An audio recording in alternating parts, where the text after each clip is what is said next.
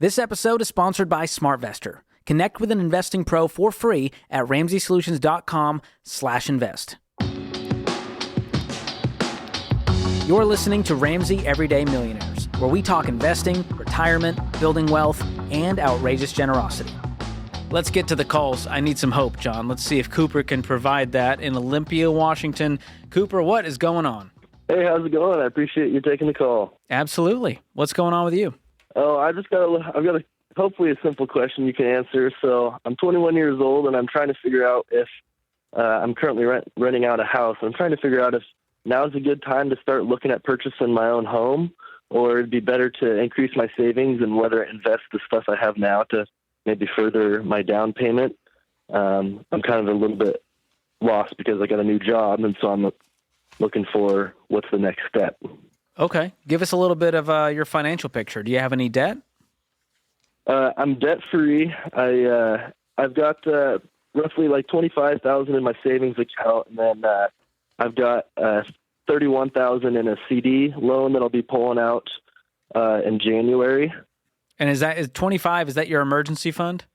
Nope, that's savings. That's everything I've got in the bank. Okay. So do you have a separate emergency fund?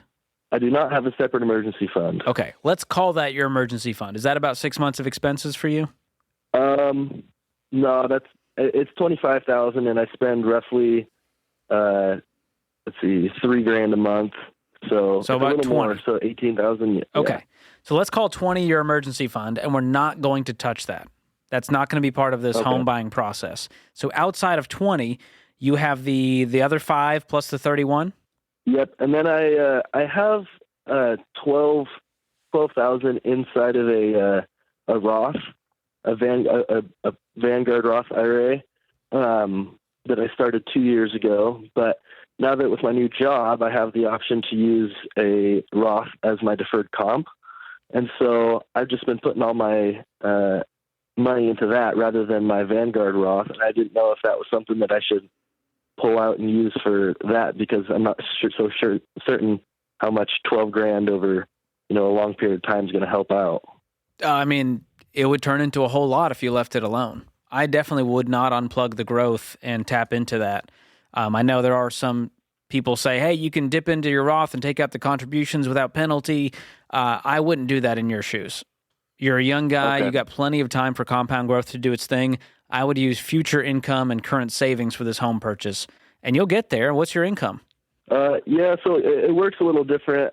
So right now I am making like roughly $89,000, but I have step pay. So over the next 5 years, I get a pretty significant increase. And by roughly year 5, I'm on year 1 right now. Okay. Year 5 roughly will be probably 115. Awesome. So we're going to call it 90 for now. How much can you save making 90 with no debt if you just focus on saving up for that down payment? How much could you save in a year? I'm bringing home roughly about $2,000 into my savings each month, so $24,000. Okay. And that's before overtime. I could bump that numbers up with overtime for sure. Awesome.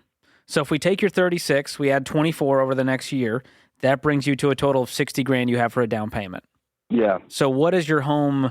Well, the parameter that will help you with this to figure out the math on it is you want to have the mortgage payment be no more than a quarter of your after-tax income on a 15-year fixed. And you can use our mortgage calculator on our website to start crunching the numbers. And what that does, it helps you figure out what kind of home budget should I be looking for and what kind of down payment do I need to accomplish that goal. I see. Okay. And then, as far as over this next, the year that I'm going to be working, saving up for that down payment, what should I be doing with my money? Because, I'm renting right now. And so that's a little annoying just because I know I'm basically burning money. And then I know that having my money just in a savings account is losing valuable. Or like, no, Cooper, my money right now is in a savings account. Is it? And you know how much sleep I lose? 0. It's in a high yield savings account. You know who else is? George. Okay. You gotta unbelieve this narrative that renting TikTok, is you're burning money. Renting shows patience. It shows responsibility as you get your financial house in order. Because you know what's really burning money? When you can't afford the mortgage because it's 60% of your take-home pay because you bit off more than you can chew before you were ready. And those are the calls we get on this show. And the air conditioner goes out, or the hot water heater goes out, or the whatever. So I will tell you what I did as to how I got a huge down payment saved and how we paid off our house early. We put the money in a high-yield savings account. And I'll tell you, at the time, it was a 2% interest rate on savings accounts, and my wife and I were freaking out. We were like, we are making money hand over fist with this. And now it's 4 or 5%. And so you can make some decent money just holding money in a savings account.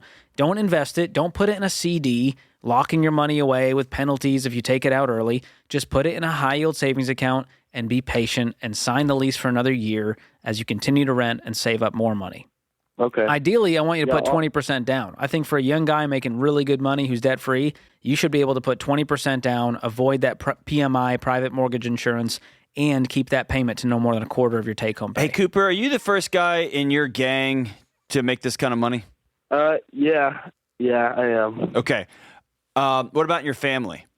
I would say my parents they definitely didn't start where I was at. Okay. You know, they're retirement age now, and so maybe the last 2 years they were getting roughly what I am now. So let's round up and say you're making $100,000. There's this perception with people who don't have $100,000 that all of their problems would be solved with $100,000. And if they had $100,000, they could buy any car they wanted, any house they wanted. And what are you doing? You make $100,000. You're renting.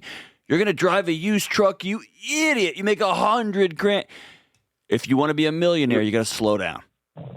And you have to change. You have to not take money advice from broke people or from people who don't know what they're talking about on the internet. If you will rent for 12 months and you will dump all this money after you pay your debts off into a high yield savings account and just be patient. This is just the slow pain of getting in shape. It's every day. You're going to wake up in a year and you will have transformed your entire financial picture. Okay. Don't listen to anybody. Yeah. Be slow and boring, dude. Slow and boring. Are you investing right now as well? Yeah. So, how much? What percentage? Initially I started working in high school, and that's when I was putting all my money into that Vanguard Roth.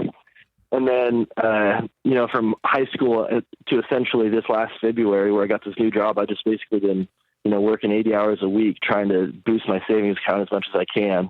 And so I was putting all my money into that Vanguard Roth.